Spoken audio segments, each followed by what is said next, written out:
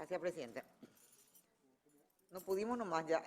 En primer lugar, quiero felicitar a los miles de voluntarios que sí se presentaron, que fue realmente impresionante. Yo tampoco fui censada, aclaro, pero mirando por las redes y algunos compañeros que sí participaron, no solamente cubrieron las casas, sino que en la desesperación cubrieron más casas, ¿verdad? Tuvieron que cubrir más casas. Esos son los paraguayos y las paraguayas de cualquier color que marcan la diferencia, ¿verdad?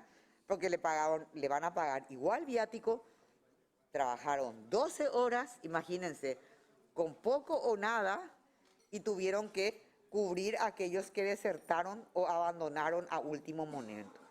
Eso es realmente, yo les felicito porque ayer ellos estaban reclamando en las redes sobre todo, el trabajo o la irresponsabilidad de algunos nos dejan a todos mal, pero yo creo que la gente sí valora y sí valoramos sobre todo desde el Senado el trabajo prácticamente voluntario. Esta fue una discusión que yo particularmente tuve con el director, que a mí me parecía que para el préstamo un viático de 100.000 guaraníes en el área urbana no era mucho, ¿verdad? De verdad que les digo. En primer lugar, luego esto, yo no sé cómo es en otros países, en todos los países.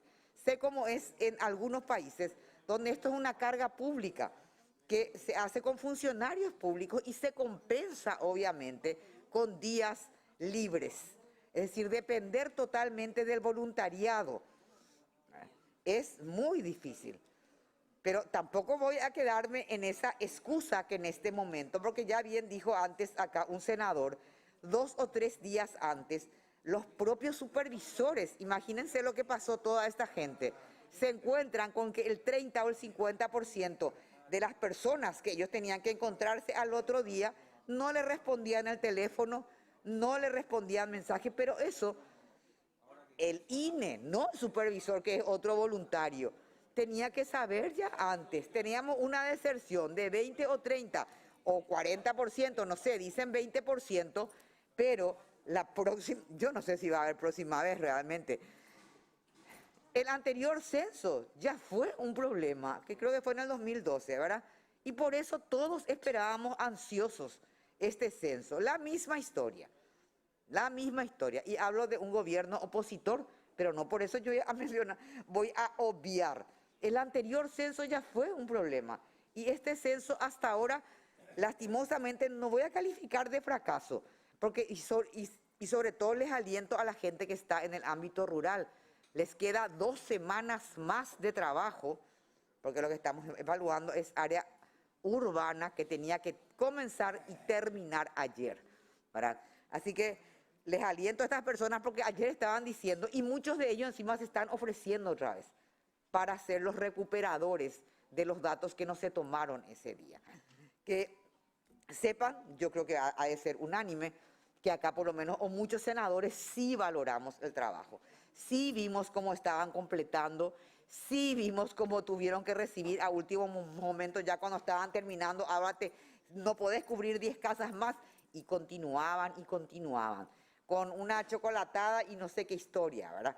Por supuesto, felicitar a la gente que se quedó, que encima se quedó así tan ansiosa como alguien, estábamos conversando al inicio, pocas cosas últimamente nos unen en momentos, y realmente se vivió ese ambiente de querer colaborar, a pesar de que había una campañita que yo creo que no prendió, ¿verdad? Porque algunos hemos defendido este censo y vamos a seguir defendiendo como la mejor herramienta, ¿verdad?, política, en el sentido de políticas públicas y sobre todo científica. Lastimosamente ocurrió lo que ocurrió, que yo todavía no encuentro explicación, aclaro, porque se supone que tenían una planificación que vos podés prever por lo menos una semana antes que estabas teniendo una deserción. Dicen que porque se les dijo, y es una de las preguntas, que se les iba a pagar al final y luego 2 días antes se enteran de que se les iba a pagar una semana o 15 días después. Y mucha gente desertó por eso. También hubo un problema con las facultades, porque el INE había equiparado el trabajo a 40 horas de, ¿cómo se llama esto? Tipo de extensión universitaria, ¿verdad? O de trabajo, ¿cómo se llama, Blanca? O de trabajo extracurricular, ¿verdad? Algo así, ¿verdad? Y después algunas facultades le dieron, en algunos casos le daban 5 horas, en otros casos 10 horas, en otros casos 25. Obviamente, si sos una persona universitaria, sí es un incentivo 40 horas, pero no es un incentivo 5 horas. Yo les puedo asegurar. Y ahí también habría que ver, que habría que incluir eso en las preguntas, Lucas o Tony, ¿verdad? ¿Cuál fue el acuerdo que ellos llegaron y por qué después cada facultad? Porque en serio, yo conozco estudiantes universitarios, por lo menos de la Facultad de Medicina y de enfermeras, que se anotaron por esas 40 horas. Y después le dijeron las unidades académicas, no, el INE no tiene esta competencia. Supuestamente habían firmado un convenio, por eso me estoy refiriendo. Y cada una dijo 5 horas, 10 horas. Pues por 5 horas un estudiante universitario, 40 horas sí te marca, ¿verdad? Los que tuvimos que hacer alguna vez extensión universitaria, 40 horas es mucho, 5 horas es nada, ¿verdad? O sea, ¿hubo o no una coordinación real? ¿Quién falló acá, el INE o las unidades académicas? Que cada una al final distribuyó por su cuenta. Y ahí ya crearon un problema también, reitero, porque la motivación desapareció para muchos de ellos. No, y algunos llegaban a dar 3 horas, o sea, el equivalente a 15 horas. 15 horas no es nada. Imagínense la diferencia entre 15 horas de tu extensión universitaria, llamen trabajo extracurricular, y 40, que era lo prometido para lo cual se anotaron. Sí, tal vez, pero si vas a creer, ya hubiesen desertado, probablemente desertaron luego, de hecho, y tal vez no avisaron, pero se supone que alguien les tenía que supervisar, ¿verdad? Bueno, ya no van a estar. ¿Qué está pasando? También vimos alguna cuestión que no sé, creo que está en la parte de la pregunta del transporte, ¿verdad? De materiales que no llegaron a tiempo. Esa es una cuestión que incluso los que estamos en elecciones o la gente que trabaja mucho con los kits escolares, lo primero que anda controlando es si está el borrador, el lápiz, el no sé qué. Es decir, acá y también en elecciones se garantiza el transporte, etcétera, 2 o 3 días antes. Todos nosotros los que participamos en política sabemos dónde está el padrón, sabemos dónde está esto, y justo en el censo el día anterior les llegaban cajas incompletas, también están en las preguntas. Y termino con esto, porque esta fue una discusión que nosotros tuvimos, y yo de verdad esperaba mucho el censo por el área de salud, por el módulo salud, y esto ya no se puede hacer nada, porque ya no se va a cambiar, pero esto no es lo que prometió el INE. Aclaro, porque nosotros, por lo menos en la comisión, cuando eso de Hacienda, nosotros necesitamos saber el porcentaje de vacunación, sobre todo pediátrica, ¿verdad? Y antes se preguntaba eso, la mortalidad materna, ¿verdad? La incidencia de diabetes e hipertensión y obesidad, pero sobre todo diabetes e hipertensión, son datos básicos que hacen a patologías frecuentes que necesitan la asistencia. Esa era una pregunta clásica del censo, clásica, que te permitía determinar la barrera. Así dice en la encuesta permanente de hogares, dice esto: en el caso de una dolencia grave, así le preguntan a la gente, ¿usted asistió o no a un centro? Y dolencia grave, le aclaran, y la pregunta mayoritaria es no. Y cuando se le dice por qué, aparece el tema por la receta, es decir, hay una barrera económica, seguido por una barrera geográfica, el centro de salud me queda muy lejos, seguido por algo cuestión que no se visibiliza, que es la barrera cultural. Porque dicen, me voy al médico o a la enfermera y no entiendo porque no me explica, ¿verdad? Y de qué me sirve si acá la persona que está acá, no sé, ¿verdad?, un curandero o lo que sea, el médico ñaná me explica mejor lo que tengo. Ahí vos tenés un problema grave en el sistema. Y lo último, que a ver si tengo todavía acá, y yo le pido disculpas a estas personas porque ellos sí que estaban esperando, bueno, entre todos, la parte de discapacidad. ¿Cuáles eran las preguntas? Atiendan esta parte. Y ya no podemos cambiar, pero sí la crítica, porque esto sí que ya no se puede cambiar, ¿Cuáles eran las preguntas? ¿Tienen dificultad o limitación para caminar, subir escaleras o realizar tareas con los brazos y manos? ¿Tienen dificultad y limitación para ver sin utilización de anteojos o lentes de contacto? tienen dificultad o limitación para oír, aún utilizando audífonos, tienen dificultad o limitación para realizar tareas por sí mismos, como cuidado personal, bañarse o vestirse. ¿Y dónde están todo lo que tenga que ver con la discapacidad, por ejemplo, de personas que tienen síndrome de Down o autismo o algún tipo de discapacidad cognitiva o de, disculpen si no es el término porque no me estoy acordando, de retraso intelectual? ¿Dónde está esto?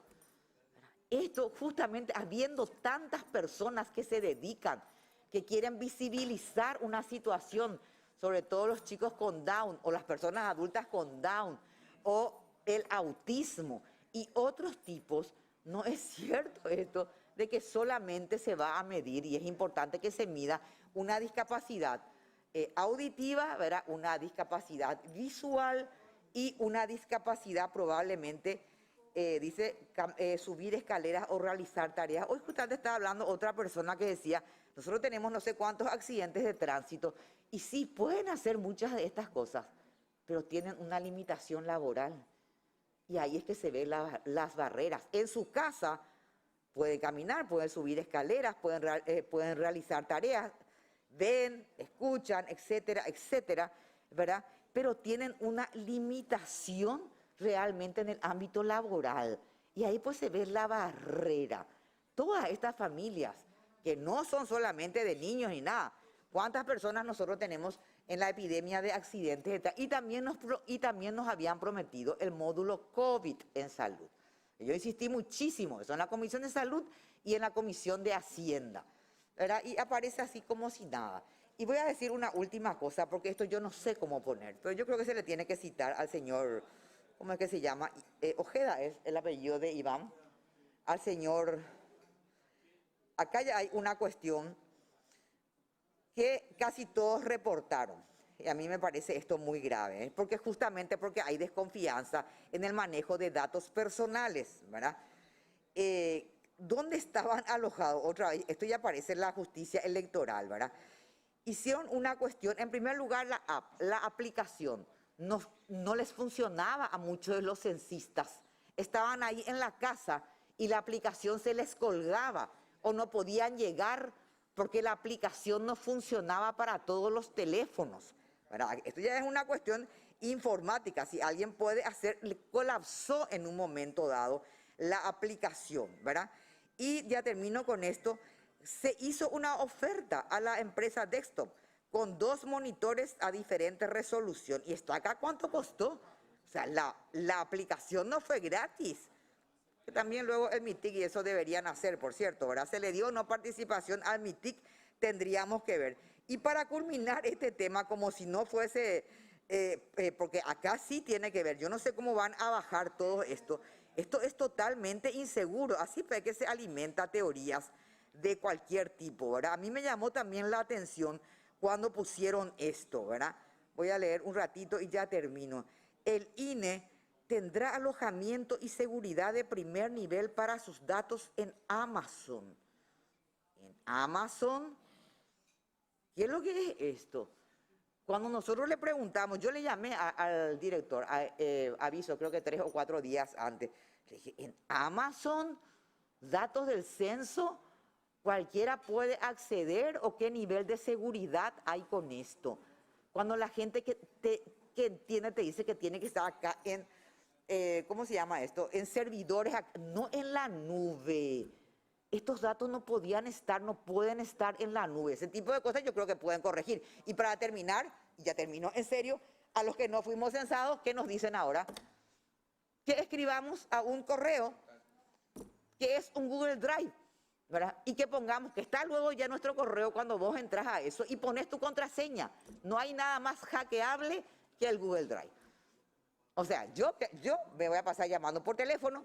Algunas personas dicen que no, yo quiero que salga este censo más allá de lo que puede ocurrir. No sé todavía el porcentaje, es temprano, son 43 millones de dólares en 5 años, es cierto, ¿verdad? ¿Cuánto se gastó ahora? ¿Cómo se va a recuperar?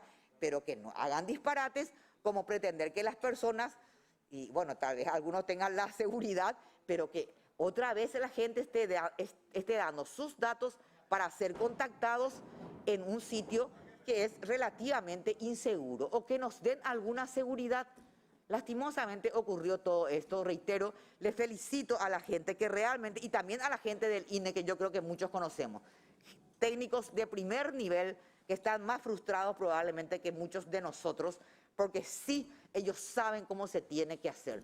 Un formulario que no es el que prometieron, por lo menos a algunos que les pedimos y que estuvimos detrás, un formulario que encima ciertos sectores que normalmente están invisibilizados se sienten estafados en este momento, sobre todo la parte de discapacidad. A nivel salud no aporta grandes datos y algunas cuestiones que tienen que ver con seguridad de los datos personales, que era el temor genuino de mucha gente. Yo espero que puedan aclarar todo esto y que nos den alguna explicación, y tampoco quiero hacer un bajoneo total, porque me imagino que tal vez en 15 días, pero parar el país pues ya no se puede. Asunción y Central ayer tenía que empezar y terminar, ¿verdad? Y las áreas urbanas. 2 semanas todos sabemos, bueno, ahora hay un periodo. ¿Cuándo nosotros vamos a saber eso? El periodo de recuperación. Y yo no sé todavía, y albergo la esperanza que en la realidad las redes sociales están como agrandando, como muchas veces ocurre, pero yo creo que todos conocemos, no sé, en mi barrio de verdad, porque yo vivo en barrio Virgen del Huerto, que es el barrio Jara, que es cerca del Inerán. Yo a la noche salí a recorrer y de verdad que no había ninguna calcomanía, ¿verdad? Y no pasaban, o sea, un lugar así, bien ubicado de Asunción, en barrio Petirosi también, en todo, en Central, ¿verdad? Y lo que uno no puede romper en esto, porque había una campaña, y es cierto, es la confianza.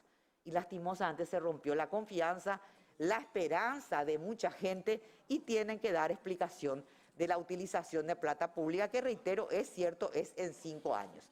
Pero tienen que explicar todo esto que está, y si alguien más quiere agregar, y si esto que dije, de por ahí está Patrick o Tony o no sé quién más, entiende la parte de la aplicación, que fue la que más problemas tuvo, la app, y dónde están alojados los datos, en la nube, en servidores, porque ya lo único que falta, y termino en serio, es que ahora se empiezan a filtrar datos. Ahí sí que la gente ya no va a querer terminar las 2 semanas, y es fundamental el censo rural. Se empiezan a ver esos datos por A, B o C, ¿verdad? Y ahí ya nadie más va a querer colaborar en 2 semanas más que todavía restan. Así que tenemos que incluir y que nos den la garantía de mínimos mecanismos de seguridad de los datos que ya se han entregado. Muchas gracias. Y también nos prometieron un censo de mascotas que aparentemente no se iba luego a hacer.